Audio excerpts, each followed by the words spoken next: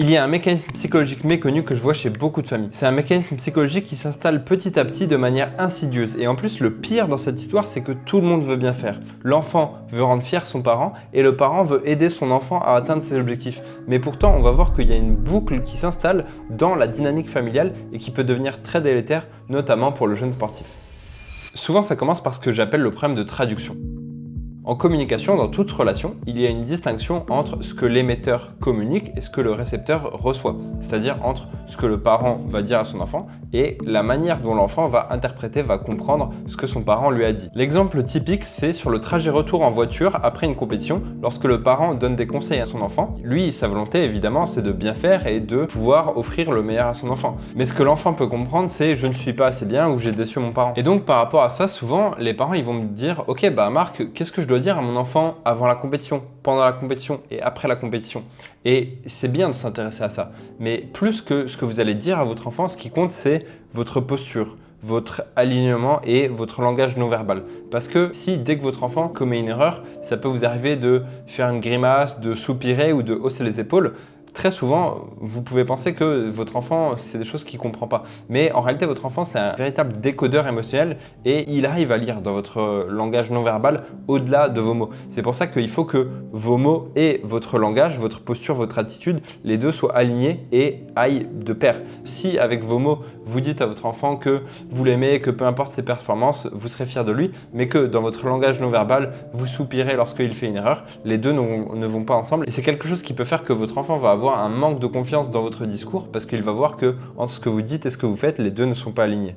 Ensuite, il y a une mécanique qui peut se mettre en place dans la relation entre le parent et l'enfant. Cette mécanique s'appelle la double contrainte réciproque. Ça nous vient de la branche de la psychologie qui s'appelle la systémie, qui étudie un individu dans un système plus global. C'est-à-dire, par exemple, l'enfant qui fait partie du système famille. Donc cette branche de la psychologie, elle nous parle de la double contrainte réciproque.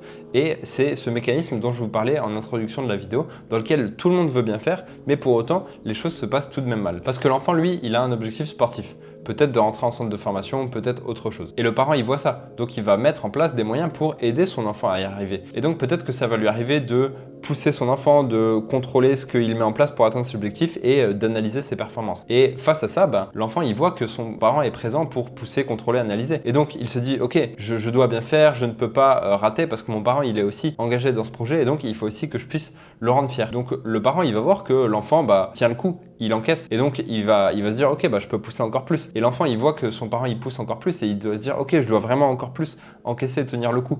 Et c'est comme ça qu'on peut rentrer dans une boucle et dans une spirale négative dans la relation. Et pour autant, les deux veulent bien faire parce que l'enfant veut rendre fier son parent et le parent veut aider son enfant à atteindre ses objectifs. Mais pour autant, dans la dynamique, il y a une boucle et un cercle qui est néfaste qui s'installe. Mais la bonne nouvelle, c'est que lorsqu'on comprend cette dynamique, on peut en sortir. Dans mon livre Préparation mentale du jeune sportif, j'explique comment en tant que parent, une bonne manière de faire, c'est d'adopter la posture du rémora. Pourquoi la posture du rémora? Les rémoras, c'est ces petits poissons qui naviguent avec les requins. Donc votre enfant représente le requin et vous, en adoptant la posture du rémora, vous devenez le petit poisson qui navigue à côté de lui mais qui ne lui dit pas va à gauche, va à droite. Simplement, vous êtes présent en tant que soutien à côté de lui mais vous n'êtes plus le moteur du projet qui pousse, qui contrôle, qui analyse. Et donc pour pouvoir adopter la posture du rémora, souvent il faut être capable de prendre un pas de côté, prendre du recul par rapport au sport de votre enfant et c'est comme ça que petit à petit, vous allez sortir de ce cercle que j'ai décrit de la double contrainte réciproque.